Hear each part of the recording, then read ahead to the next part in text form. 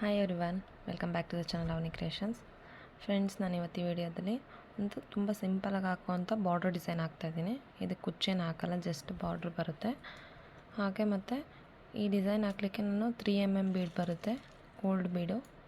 ತುಂಬ ಸ್ಮಾಲ್ ಬೀಡಿದು, ಆ ಥರ ಬೀಡನ್ನ ಯೂಸ್ ಮಾಡ್ಕೋತಾ ಇದ್ದೀನಿ ಅಷ್ಟೇ. ಸ್ಟಾರ್ಟ್ ಮಾಡ್ತಾಯಿದ್ದೀನಿ ನೋಡಿ. ಸ್ಟಾರ್ಟಿಂಗಲ್ಲಿ ಸೀರೆಗೆ ಲಾಕ್ ಮಾಡ್ಕೊಂಬಿಡಿ. ಈ ಬಾರ್ಡ್ರ್ ಡಿಸೈನ್ ಹಾಕ್ಲಿಕ್ಕೆ ನಾನಿಲ್ಲಿ 6 ಎಳೆ ದಾರ ತೊಗೊಂಡಿದ್ದೀನಿ. ನೀವು ಬೇಕಂದರೆ 8 ಎಳೆ ದಾರನೂ ತೊಗೋಬೋದು. ಸೀರೆ ಯಾವ ಕಲರ್ ಇದೆ ಆ ಕಲರು ಆ ದಾರನ ನೀವು ರೆಡಿ ಮಾಡಿ ತೊಗೊಳ್ಳಿ. ಇದು ಸಿಂಗಲ್ ಸ್ಟೆಪ್ಪಲ್ಲೇ ಬಾರ್ಡ್ರ್ ಡಿಸೈನ್ ಬರುತ್ತೆ. ಸೊ ಕಾಂಟ್ರಾಸ್ಟ್ ಏನಿಲ್ಲ, ಒಂದೇ ಕಲರಲ್ಲಿ ಬಂದಿದೆ. ಸೀರೆ ಕಾಂಟ್ರಾಸ್ಟ್ ಏನಿಲ್ಲ, ಒಂದೇ ಕಲರಲ್ಲಿ ಬಂದಿದೆ ಅನ್ನೋರು ಆರಾಮಾಗಿ ಡಿಸೈನ್ ಟ್ರೈ ಮಾಡ್ಬೋದು.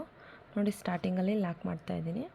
ನೀವಿದು ಸ್ಟ್ರಾಂಗಾಗಿ ಲಾಕ್ ಆಗಿಲ್ಲ, ಲೂಸಾಗಿ ಬಿಚ್ಕೊಳ್ತಾ ಇದೆ ಅಂದರೆ ಇನ್ನೊಂದು ಟೈಮ್ ಲಾಕ್ ಮಾಡ್ಕೋಬೋದು. ಇಲ್ಲಿಂದ ನೋಡಿ, ಸೂಜಿ ಮೇಲೆ ಈ ಥರ 1 ಟೈಮ್ ದಾರ ತೊಗೊತಾ ಇದ್ದೀನಿ. ಸೂಜಿ ಮೇಲೆ 1 ಟೈಮ್ ದಾರ ತೊಗೊಂಡು ಸ್ವಲ್ಪ ಸ್ಲ್ಯಾಂಟಿಂಗ್ ಬರೋ ಥರ, ಈ ಥರ ಅಡ್ಡ, ಸ್ಟ್ರೇಟಾಗಲ್ಲ, ಸ್ವಲ್ಪ ಸ್ಲ್ಯಾಂಟಿಂಗ್ ಬರೋ ಥರ ಒಂದು ಸಿಂಗಲ್ ಕ್ರೋಶೆ ಮಾಡ್ಕೊಳ್ಳೋಣ ಡೈರೆಕ್ಟ್ ಸೀರೆಗೆ. ಈ ಎರಡರಲ್ಲೊಂದು ನೋಡಿ, ಈ ಥರ ಒಂದು ಸ್ವಲ್ಪ ಸ್ಲ್ಯಾಂಟಿಂಗ್ ಬರೋ ಥರ ಲಾಕ್ ಮಾಡ್ಕೊಂಡಿದ್ದೀನಿ. ಒಂದು ಸಿಂಗಲ್ ಕ್ರೋಶೆ ಮಾಡಿದ್ದೀನಿ. 1 ಟೈಮು ಸಿಂಗಲ್ ಕ್ರೋಶೆ ಮಾಡಿದ್ದು ಆದಮೇಲೆ ನಾನಿಲ್ಲಿ 3mm ಗೋಲ್ಡ್ ಬೀಡನ್ನ ಇನ್ಸರ್ಟ್ ಮಾಡ್ತಾಯಿದ್ದೀನಿ.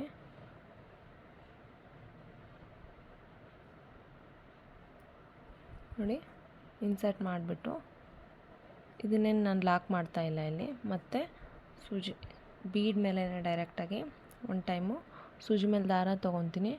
ಇಲ್ಲಿ ಒಂದು ಡಬಲ್ ಕ್ರೋಶೆ ಏನು ಮಾಡಿದ್ನಲ್ಲ, ಆ ಡಬಲ್ ಕ್ರೋಶೆ ಒಳಗಡೆ ಹೋಗ್ಬಿಟ್ಟು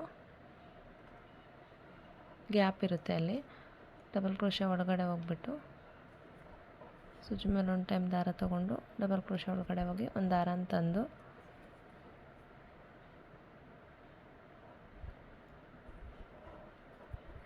ಈಗ ಡಬಲ್ ಕ್ರೋಶೆ ಮಾಡ್ಕೋತೀನಿ.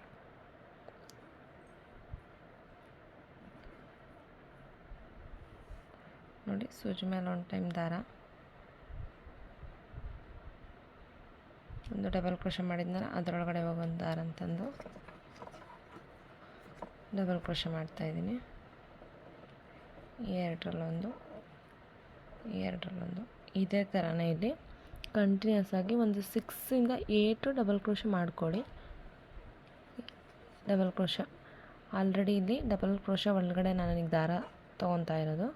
ಆ ಡಬಲ್ ಕ್ರೋಶೆ ಒಳಗಡೆ 6ಇಂದ 8 ಡಬಲ್ ಕ್ರೋಶೆ ಮಾಡ್ಕೊಳ್ಳಿ.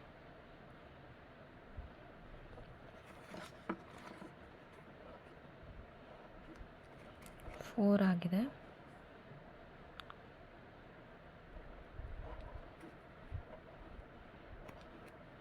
5,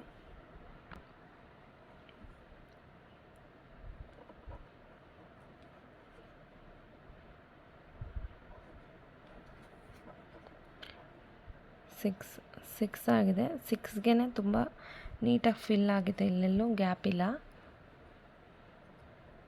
ನೋಡಿ, ಇದನ್ನು ಇವಾಗ ಸ್ಲ್ಯಾಂಟಿಂಗಲ್ಲೇ ಬರಬೇಕಿದು. ಎಲ್ಲಿಗೆ ಬರುತ್ತೋ ನೀಟಾಗಿ ಎಲ್ಲಿಗೆ ನೋಡಿಕೊಂಡು ಎಲ್ಲಿಗೆ ರೀಚ್ ಆಗುತ್ತೋ ಅಲ್ಲಿಗೆ ಡೈರೆಕ್ಟಾಗಿ ಲಾಕ್ ಮಾಡ್ಕೋಬೇಡಿ. ಸೂಜಿ ಮೇಲೆ 1 ಟೈಮ್ ದಾರ ತೊಗೊಳ್ಳಿ, ಎಲ್ಲಿಗೆ ಬರುತ್ತೋ ಅಲ್ಲಿಗೆ ನೋಡಿ ನೀಟಾಗಿ ಒಂದು ಡಬಲ್ ಕ್ರೋಶೆ ಮಾಡ್ಕೊಳ್ಳಿ.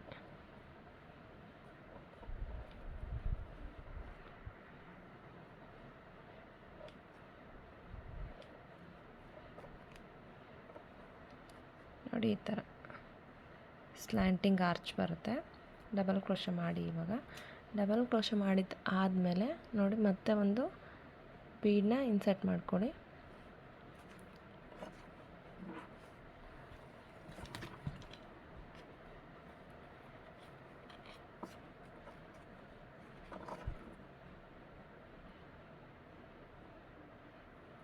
ಬೀಡನ್ನ ಇನ್ಸರ್ಟ್ ಮಾಡಿಬಿಟ್ಟು ಇದ್ರ ಮೇಲೇ 1 ಟೈಮ್ ದಾರ ತೊಗೊಂಡು ನೋಡಿ, ಇವಾಗ ಬ್ಯಾಕ್ ಸೈಡ್ ಏನು ಗ್ಯಾಪ್ ಇದೆ ಅಲ್ವಾ, ಆ ಗ್ಯಾಪಲ್ಲಿ ಹೋಗ್ಬಿಟ್ಟು ಮತ್ತೊಂದು ದಾರನ ತಂದು ಕಂಟಿನ್ಯೂಸ್ ಆಗಿ ಇಲ್ಲಿ ಒಂದು 6 ಮಾಡಿದ್ದೀವಲ್ವ ಫಸ್ಟ್ ಆರ್ಚ್ಗೆ, ಅದೇ ಥರನೇ 6 ಡಬಲ್ ಕ್ರೋಶೆ ಮಾಡ್ತಾ ಹೋಗೋದು ಅಷ್ಟೇ. ತುಂಬ ಸಿಂಪಲ್ ಇದೆ ಫ್ರೆಂಡ್ಸ್ ಇದು ಡಿಸೈನು. ಒಂದು ಹಾಫ್ ಆನ್ ಅವರಲ್ಲೆಲ್ಲ ಕಂಪ್ಲೀಟಾಗಿ ಸೀರೆಗೆ ಫುಲ್ ಹಾಕ್ಬಿಡ್ಬೋದು. ಮ್ಯಾಕ್ಸಿಮಮ್ ಅಂದರೆ ಒಂದು 1 ಅವರ್ ಆಗ್ಬೋದು. ಎಕ್ಸ್ಪೀರಿಯೆನ್ಸ್ ಇರೋರಿಗೆ ಆರಾಮಾಗಿ ಒಂದು ಹಾಫ್ ಆನ್ ಅವರಲ್ಲಿ ಈ ಡಿಸೈನ್ ಕಂಪ್ಲೀಟಾಗಿ ಹಾಕ್ಬೋದು.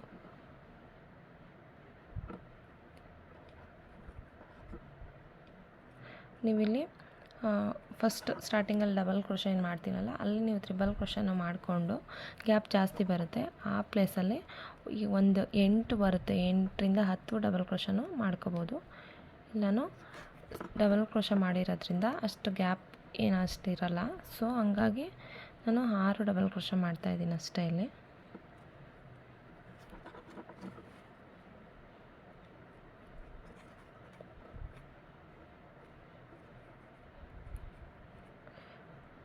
ನೋಡಿ 6 ಡಬಲ್ ಕ್ರೋಶೆ ಆಗಿದೆ.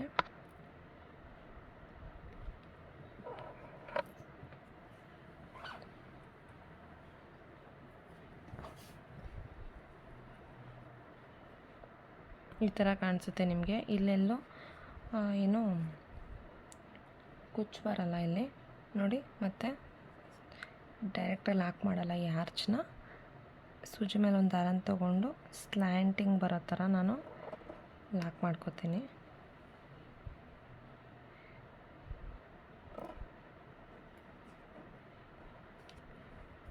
ಇಲ್ಲೂ ಅಷ್ಟೇ ಡಬಲ್ ಕ್ರೋಶೆ ಬರುತ್ತೆ, 2ರಲ್ಲೊಂದು 2ರಲ್ಲೊಂದು. ಮತ್ತು ಸೇಮ್ ಅದೇ ಥರನೇ ಇವಾಗ ಒಂದು ಬೀಡನ್ನ ಇನ್ಸರ್ಟ್ ಮಾಡೋದು.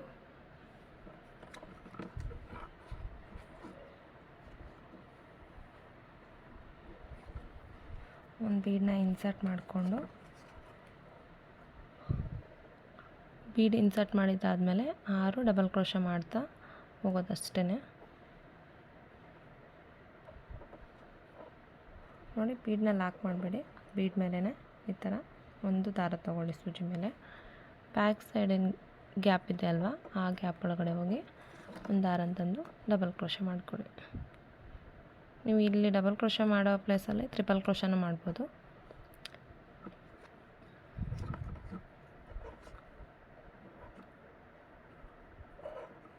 ಇದೇ ಥರನೇ ಸೀರೆ ಫುಲ್ಲು ಕಂಟಿನ್ಯೂ ಮಾಡಿಕೊಡಿ ನೀವು. ನಾನು ಹಾಕ್ಬಿಟ್ಟು ತೋರಿಸ್ತೀನಿ ಡಿಸೈನ್ ಫೈನಲಾಗಿ ಯಾವ ಥರ ಕಾಣಿಸುತ್ತೆ ಅಂತ.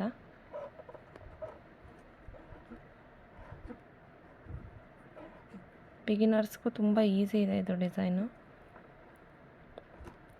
ಆರಾಮಾಗಿ ಟ್ರೈ ಮಾಡ್ಬೋದು ನೀವು. ನಮಗೆ ಇಮಿಡಿಯೇಟಾಗಿ ಈ ಥರ ಕ್ರೋಶಾ ಡಿಸೈನ್ ಹಾಕಬೇಕು ಅನ್ನೋರು ಈ ಡಿಸೈನ್ ಆರಾಮಾಗಿ ಟ್ರೈ ಮಾಡ್ಕೋಬೋದು ನೀವು. 1 2 3 4 5 ಆಗಿದೆ.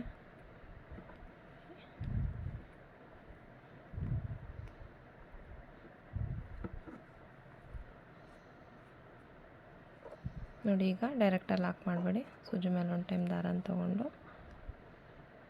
ಎಲ್ಲೋ ರೀಚ್ ಆಗುತ್ತೋ ಅಲ್ಲಿಗೆ ಸ್ಲ್ಯಾಂಟಿಂಗ್ ಆಗೇ ಕ್ರಾಸಾಗಿ ಸ್ವಲ್ಪ ಲಾಕ್ ಮಾಡ್ಕೊಳ್ಳಿ.